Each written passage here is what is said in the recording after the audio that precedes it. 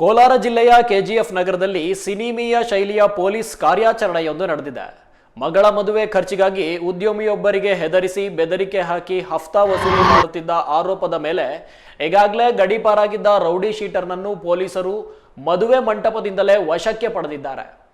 KGF ನಗರದ ಸುಸೈಪಾಳ್ಯಂ ಏರಿಯಾದ ನಿವಾಸಿ ಕುಖ್ಯಾತ ರೌಡಿ ಶೀಟರ್ ಸ್ಟಾನ್ಲಿ ಬಂಧಿತ ಆರೋಪಿಯಾಗಿದ್ದಾನೆ. ಚರ್ಚ್ನಲ್ಲಿ ಮಗಳ ಮದುವೆ ಸಂಭ್ರಮದಲ್ಲಿದ್ದ ರೌಡಿಯನ್ನು ಪೊಲೀಸರು ಏಕಾಏಕಿ ಕಾರ್ಯಾಚರಣೆ ನಡೆಸಿ ಹೊತ್ತೊಯ್ದಿರುವ ದೃಶ್ಯ ಈಗ ವೈರಲ್ ಆಗಿದೆ.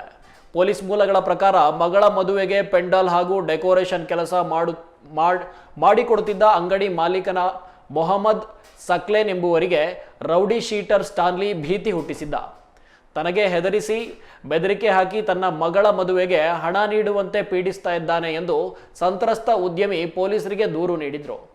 ಈಗಾಗಲೇ ನಗರದಿಂದ ಗಡೀಪಾರಾಗಿದ್ರು ಕಾನೂನು ಉಲ್ಲಂಘಿಸಿ ನಗರದೊಳಗೆ ಪ್ರವೇಶಿಸಿದ್ದಲ್ಲದೆ ಸಾರ್ವಜನಿಕರಿಗೆ ಹಫ್ತಾ ವಸೂಲಿಗಾಗಿ ಕಿರುಕುಳ ನೀಡುತ್ತಿದ್ದ ದೂರು ಬಂದ ಹಿನ್ನೆಲೆಯಲ್ಲಿ ಪೊಲೀಸರು ತಕ್ಷಣವೇ ಅಲರ್ಟ್ ಆಗಿದ್ದಾರೆ.